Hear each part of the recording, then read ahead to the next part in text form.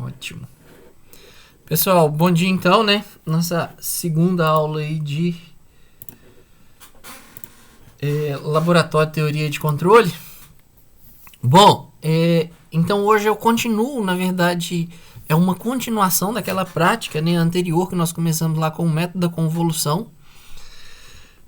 Então, eu já começo aqui com dúvidas. Quem tem dúvida aí, porque eu preciso de falar. Primeira coisa, vocês viram que eu fiz uma atualização do arquivo, né? Eu deixei essa informação, eu atualizei o arquivo no SIGA. Na sequência eu deixei a informação aqui na turma, que eu troquei o arquivo porque tinha faltado definir umas variáveis. Então eu completei o arquivo e subi ele atualizado para o SIGA semana passada, quarta ou quinta, não sei, os meninos da outra turma me avisaram, eu atualizei o arquivo. Informei vocês por aqui, não sei se vocês estão participando do grupo WhatsApp. Vocês entraram no grupo de WhatsApp lá? Como é que vocês ficaram? Tem um grupo e a gente viu que você enviou a atualização. Pelo menos eu vi. Não, beleza. Então ótimo. Se vocês receberam o recado aí dos dois lados, não tem problema. Sobre a prática anterior, dúvidas? Pode perguntar antes de eu falar da próxima prática. Lucas, é só sobre os índices para validação do modelo. Se é para usar todos que nós aprendemos aí em análise. Ô Danilo, não precisa usar todos, tá? Você pode escolher 2 ou 3 aí a seu critério. Mas não precisa de usar todos aqueles índices, não. Você faz a sua escolha e justifica por que você escolheu. Eu tenho um código pronto que eu fiz semestre passado e tem todos esses índices. Caso eu coloque, você não vai achar ruim, não, né? Não, mas lembra que o número que está aí não é tão significativo para mim quanto a discussão desses índices. Então, se você coloca mais índices, você vai ter que discutir mais. Ah, tá ok. Então, é mais importante, às vezes, você colocar menos índices, 2, 3 aí, e discuti-los bem, do que você colocar 10 índices de avaliação e não falar nada. Tranquilo? Tranquilo, obrigado. Peraí que alguém perguntou no chat aqui, deixa eu ver. A Larissa e a Thaís estão informando aí o grupo que elas escolheram. Faz isso na aula passada, tá, Thaís? Por favor. Colocar lá no chat da aula passada, né? Isso, coloca no chat da aula passada, que é lá onde o pessoal deve procurar. Aqui para a informação sua pode ficar perdida. Faça só esse favor para mim. Pessoal, deixa eu só abrir a prática da semana passada, que eu vou mudar um negócio nela. Na verdade, eu vou tirar um negócio dela que vocês não vão precisar fazer. E eu vou explicar o porquê. Só um minutinho, deixa eu só abrir ela aqui. LTC, isso mesmo.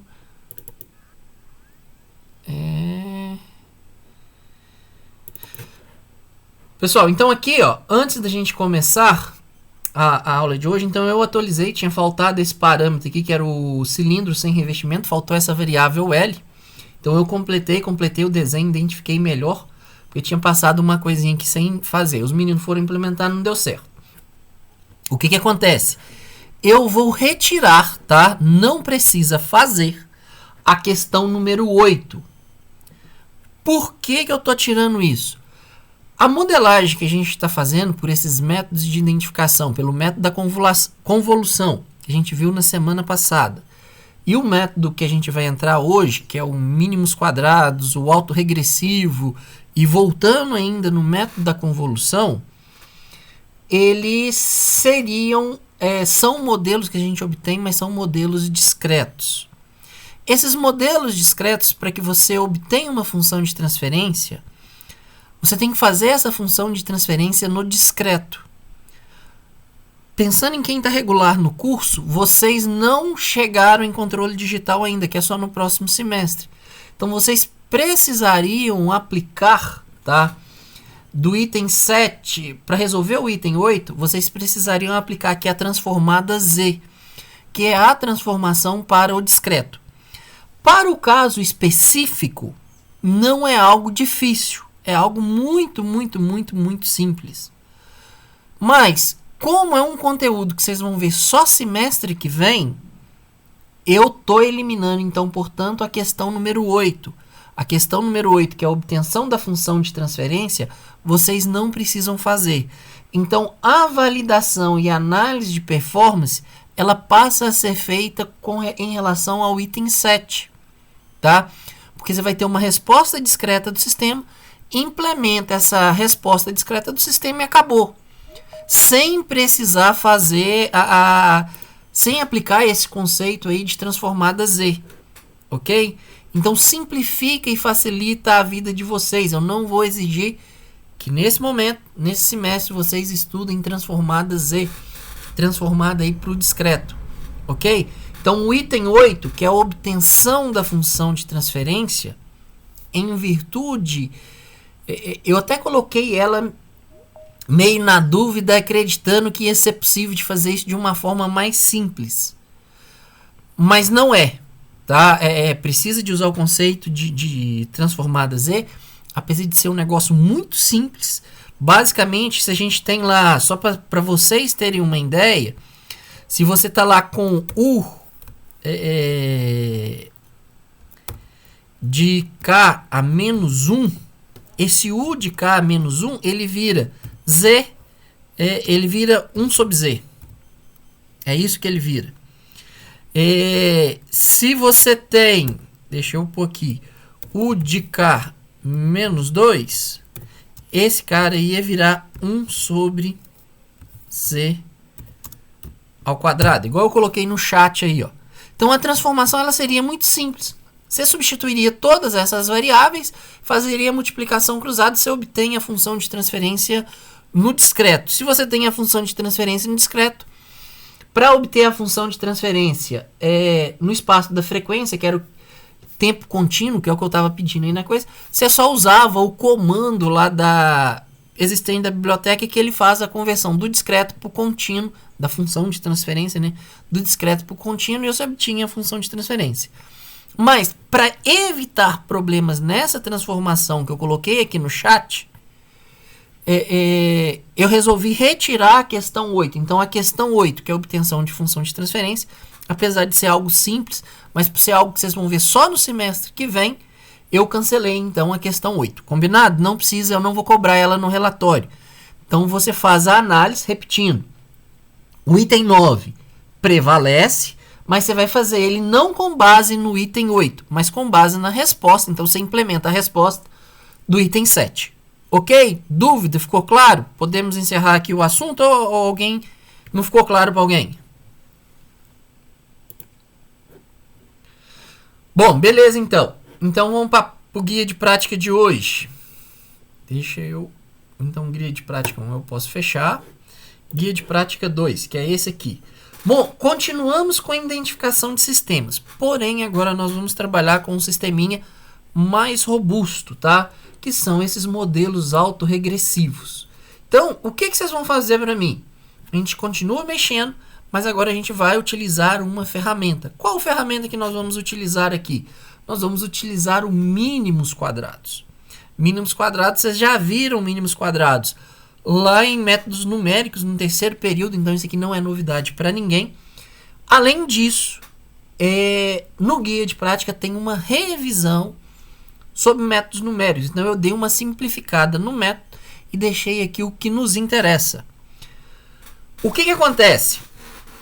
A formulação do mínimos quadrados é, de um modo geral, isso que está apresentado aqui. A gente tem uma resposta y e tem uma função em f de x e θ, né, que ela vai depender de dois parâmetros. Ela depende do parâmetro x e depende do parâmetro θ, que pode ser reescrito, tá, igual ao item 2. Igual a equação 2, que é essa equação destacada aí no texto. Bom, basicamente eu posso resolver essa equação 2 de duas maneiras diferentes, tá? Em duas situações diferentes, melhor colocando corretamente. A primeira, tá, é se o sistema possui solução única. Se ele possui solução única, significa que o meu vetor x, na verdade, ele é uma matriz de dimensão n por n. Então, eu tenho, na verdade, eu posso construir essa matriz x aqui, que ela pode ser invertida, que é basicamente o que a gente tem na implementação do método da convolução, que foi empregado no guia de prática 1. Porém, eu posso utilizar melhor, ter mais informações do meu sistema, se eu busco estender esse vetor x meu. Então, eu caio numa situação em que eu passo a ter sistemas sobredeterminados. Eu tenho muito mais dados do que variáveis para buscar. Então, agora, em vez de ter matrizes n por n, eu passo a ter vetores, com o n maiúsculo aqui sendo a quantidade de linhas desses vetores aí, por exemplo. Então, o que eu posso fazer?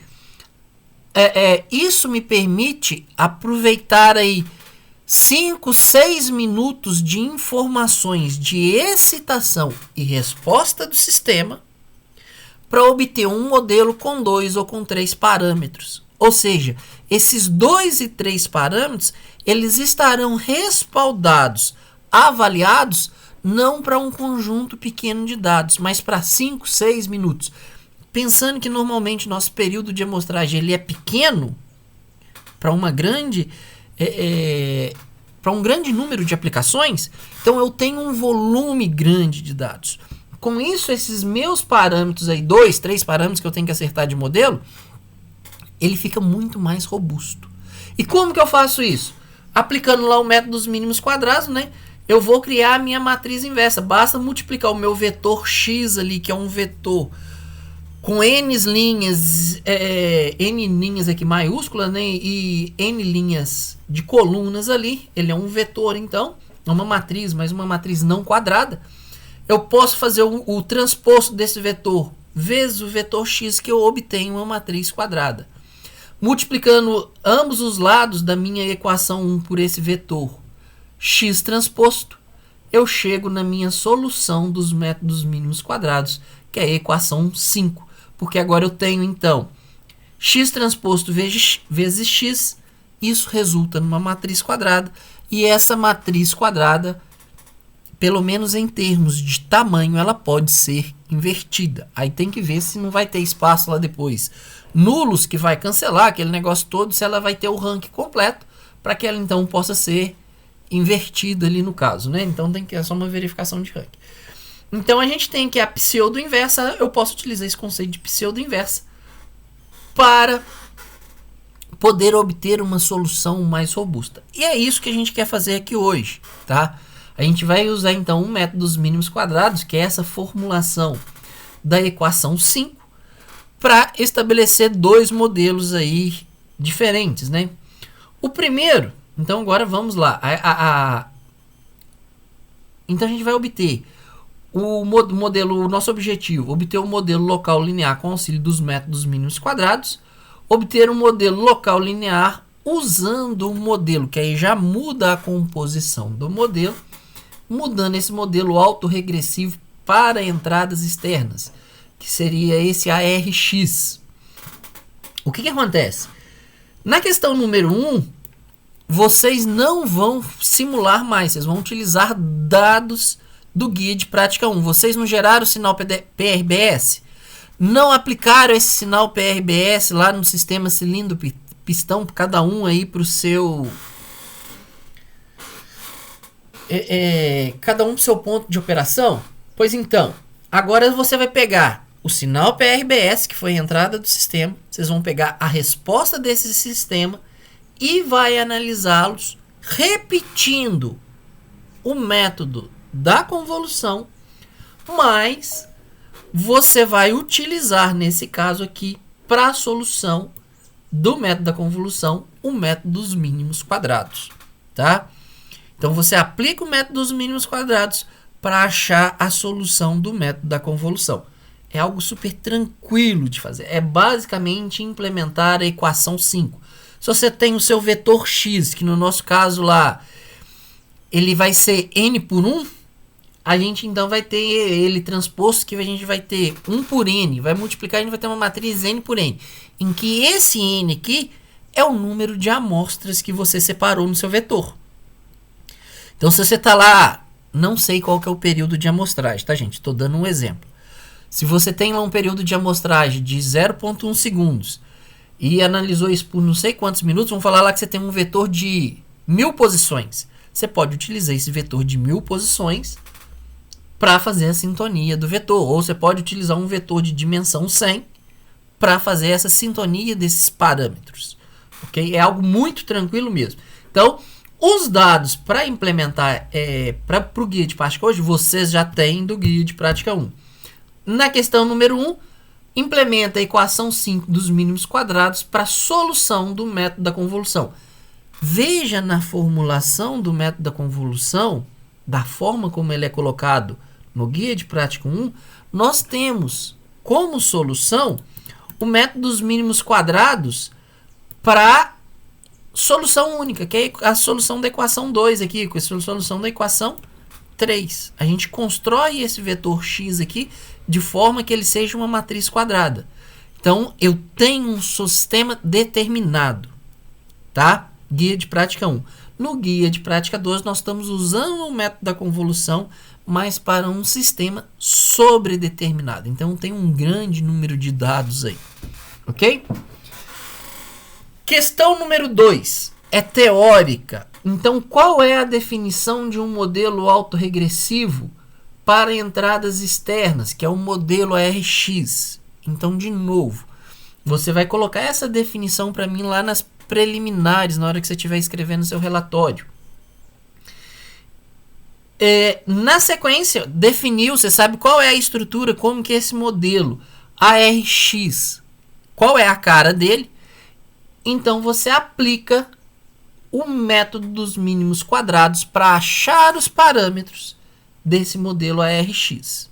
Então, veja, na questão número 1 você tem um modelo, na questão número 3 você tem outro modelo.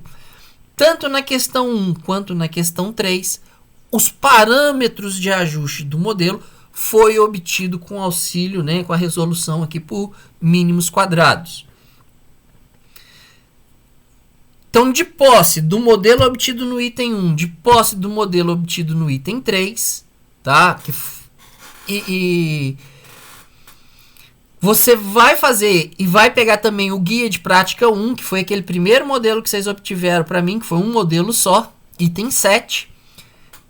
Analisando a estrutura dos modelos, diga para mim qual desses modelos você espera que tenha melhor performance. Quem vai conseguir descrever melhor a dinâmica do sistema? Então, é uma avaliação das equações que você tem de modelo. Pela estrutura do modelo, qual desses modelos você suspeita, qual desses modelos você espera que tenha uma performance melhor, vá reproduzir melhor a dinâmica do meu sistema? Essa é a pergunta que é para vocês responderem para mim no item 4. Lembrando que o item 4 é análise de modelo, então ela é uma questão teórica. A questão 5, você compara o modelo determinado, obtido pelo método da convolução, e os modelos sobredeterminados, que foi obtido no guia de prática 2, no item 1 e no item 3. E vocês vão submeter eles às mesmas condições de teste, comparar os resultados e verificar se os resultados aqui na validação condiz com a resposta do item 4. Você fez essa previsão certa ou errada? Justifique isso aí para mim, ok? Comenta para mim os linhas de código, implementa os códigos aí, deixa a linha comentada e me entrega junto com o relatório. Então é uma comparação. O que a gente fez no guia de prática 2? Eu evoluí de sistema determinado para sistema sobredeterminado. Para a solução de sistema sobredeterminado, nós vamos utilizar o método dos mínimos quadrados. Vou fazer uma comparação entre modelos obtidos por esses sistemas sobredeterminados e comparando com o sistema determinado, que é o método da convolução do guia de prática 1. Já analisando o sistema sobredeterminado, eu tenho duas estruturas. Eu tenho um modelo da convolução e eu tenho um modelo ARX. Quem que me responde melhor? Quem que vai me dar uma resposta melhor do sistema e por quê? essas são as perguntas que vocês têm que responder para mim nesse guia de prática 2. De um modo, um resumão, né, desse guia de prática. Lembrando, parte do que foi implementado no guia de prática 1. Vocês utilizam as mesmas janelas de tempo, utilizam os mesmos dados. Lembrando só aqui que aqui você vai ter uma quantidade de informação maior a ser processada. Seus vetores serão maior, o que vai te dar uma flexibilidade maior, uma robustez maior no seu modelo. Ok? Dúvidas? Aberto a perguntas aí novamente para o guia de prática 2, que é pequenininho. É basicamente completar o guia de prática 1. É algo bem simples mesmo. Alguma dúvida? Sim, Larissa? Em relação aos guias de prática, 2 englobam um relatório só, ou não? Isso, é um relatório só, você vai ter que me entregar o guia de prática 1 e o guia de prática 2. Então, fazendo uma analogia aqui, é como se eu tivesse uma prática muito grande e eu dividi essa prática muito grande em 2 partes. O relatório é dessa guia de prática grandão que a gente ia fazer. Então, é um relatório só e nesse relatório só, você vai ter que me entregar as respostas, né, em justificativas, para o guia de prática 1 e para o guia de prática 2. É como se fosse uma prática só. De nada. Alguma outra dúvida além dessa? Bom, beleza então. Eu acho que hoje é muito tranquilo aqui. Já vou subir, fazer o upload desse... Oi, sim. Um momento, por gentileza.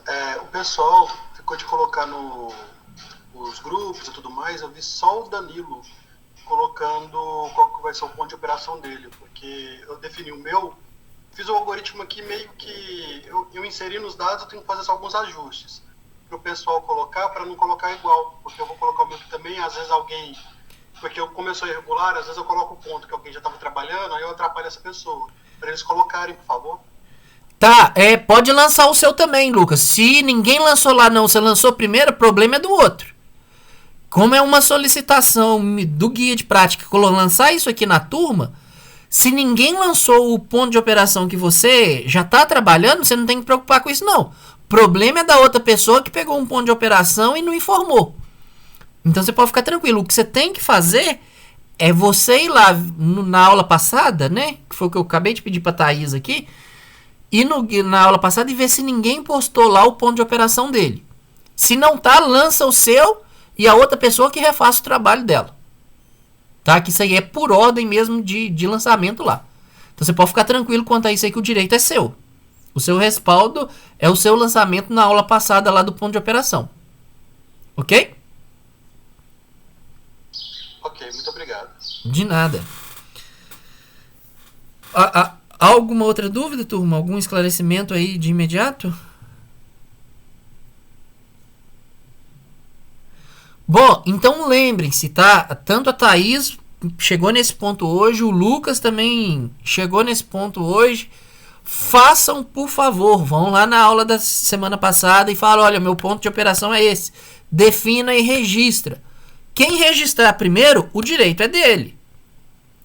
Tá? Para depois não vir 2 trabalhos igual e vocês serem penalizados. Então, tomem esse cuidado. É a primeira coisa que o guia de prática pede. Então, volta lá na aula e fala, olha, meu ponto de operação é esse. Pronto. E sendo o pau aí, termina esse negócio pra gente pra semana que vem. Combinado? Lembrando, próxima aula é dúvidas. Então, eu vou estar à disposição. Abro a chamada, gravo a aula, faço tudo normal. Mas vocês têm que trazer dúvida. Igual o Danilo trouxe, igual a Thaís trouxe, igual o Lucas trouxe. Então, semana que vem é tanto do guia de prática 1 quanto do guia de prática 2. Ó, tô com dúvida nisso aqui, beleza. Ninguém me perguntou, ninguém tentou implementar nada, não acontece nada na aula semana que vem para quem tá chegando aí novo, ok? Turma, boa semana para todo mundo, então. Se tiverem alguma dúvida, pode entrar em contato comigo ao longo da semana, né? A semana tá apenas começando hoje. Pode mandar no chat, pode mandar pergunta por e-mail aí, que eu tento agilizar para que vocês possam desembolar o mais rápido possível a prática, para depois eles não ficar apertado. Boa semana para todos. Qualquer coisa, estou à disposição. Abraço e boa semana. Até mais. Até, Danilo.